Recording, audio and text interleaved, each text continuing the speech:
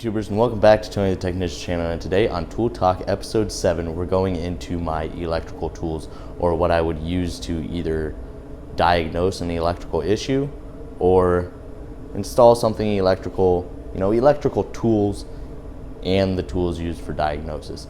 Now, in no way am I saying that I'm a diagnostic expert in any way.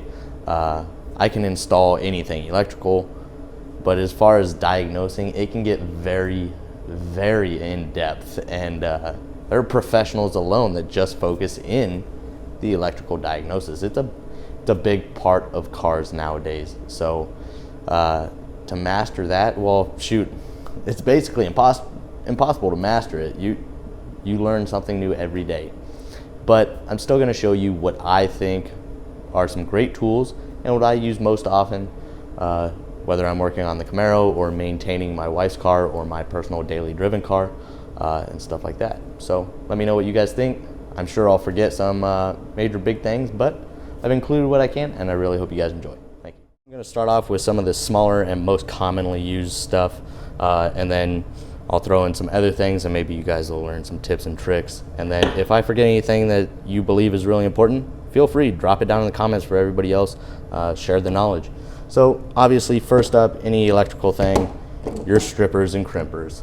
Doesn't matter what design you get, which ones you have, whatever is comfortable to you and works best for you. Some people like the stripping portion up top, the crimping portion down below. Some people like just the strippers and crimpers separate. Some people like the crimper up top and the strippers down below. It all just depends on the situation and what you're most comfortable with. Truthfully, I really like these Southwire made in the USA. They strip like butter. The only downside, this design from them does not have a crimper, but they do have other designs. This one's great because it's got a nice fat crimping portion on the bottom, which is great. And then other than that, this is a great design. This is the cheapest one out of all of them that look like this. This is made by Nyco. Great style, great design. On the Nyco one, this has a really sharp square cut tooth that breaks those cheap connectors apart. So you could round that off, or better brands out there, the Snap-on's got them. Carlisle, OTC, and a couple others make identical strippers to this, except they've spent a little bit more time and effort on the nose of the pliers. And then basically whatever fits your needs the best. Simple as that. That's what I use most often. I should say this is stuff that I use pretty often in the electrical situations. Next up, really cheap pliers from Harbor Freight. I mean, you really can't mess these pliers up. If you do, I mean, they should just stop. But even these from Harbor Freight work great. Yes, these are hose removal pliers.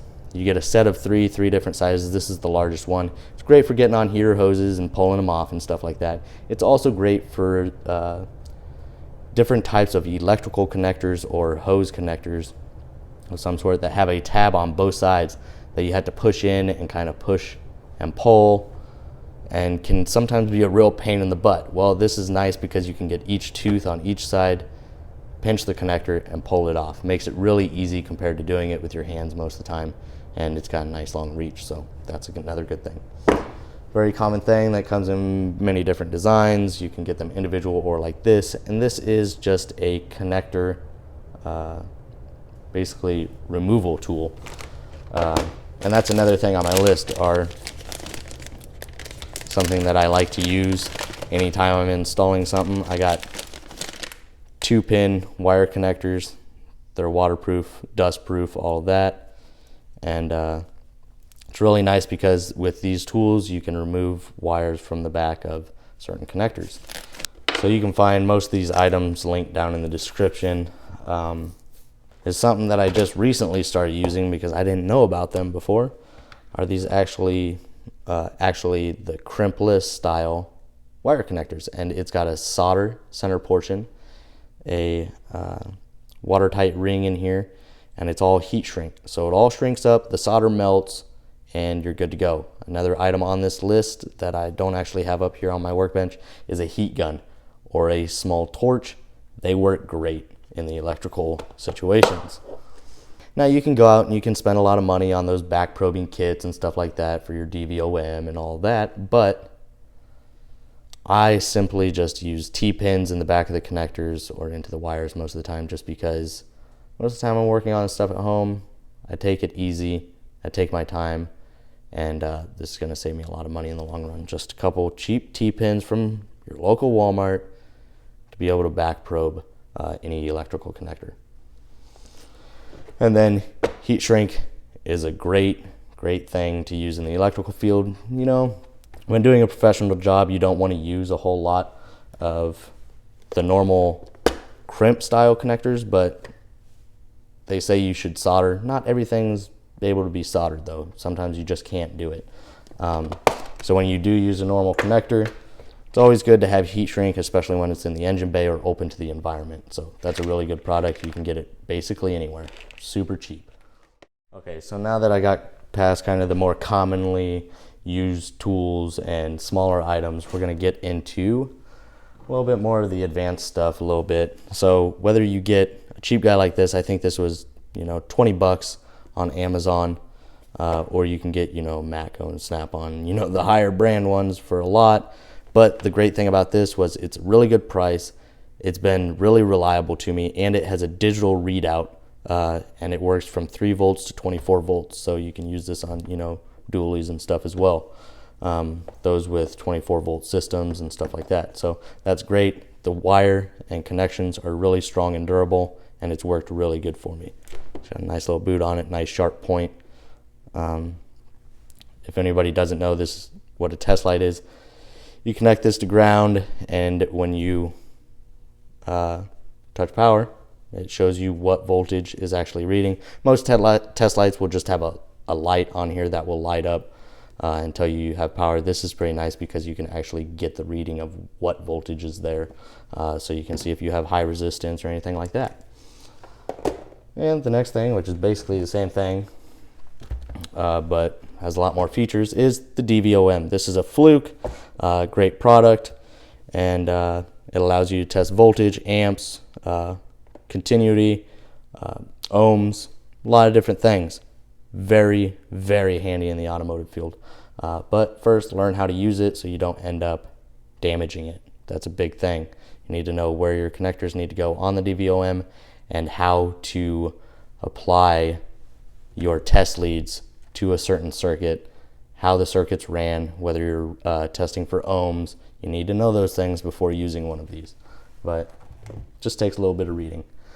Next up is another common thing that's being used in the electrical diagnosis is a power probe or a circuit probe. This is not my power probe. I do have a power probe, but this is a new one sent to me by Ansel. I actually did a review on it. Really good product. A lot of length cord here. Haven't used it much here at home, basically just to test a couple of new items that I installed in the Camaro, and then just for the video purposes. But other than that, this thing works great. It's got a nice digital readout as well. Basically, what a circuit probe is it allows you, this goes right here in the, and you can either apply power or ground to any circuit by pressing down or up. And depending on the type of power probe that you have, you can do different things. Like this one can test diodes, resistance, voltage. It's great. It can really tell you what's wrong in a circuit, whether it's a relay or the motor or a part of the wiring. You can test different sections of the circuit, and it makes things really easy. So that's a big time saver, and they're fairly affordable as well. I believe they're anywhere from $30 to, you know, a couple $100, but you can find great deals out there. And then the next big thing is going to be your code reader or scan tool. Nowadays, it's a big thing, especially in cars nowadays that have 90% of the vehicle is electrical. And it doesn't matter if you have a big scan tool like this that can do a lot of different diagnostics and read a lot of different information, or if you just have something as simple as this OBD2 plug and play basically code reader. Yes, it can read IM readiness status, your monitors and stuff like that. But even if you just have the very, very basic code reader, the one that you get from O'Reilly's, that literally when you plug it in, it just tells you, P0 blah, blah, blah, and that's it. At least that gets you somewhere. Very cheap, and it gets you looking in the right area. That alone can help narrow down a situation and save you a lot of time. So it doesn't matter whether you have a small guy or a top-of-the-line scan tool. Whatever works for you. Obviously, if you're a DIYer, you can get by with something like this or smaller.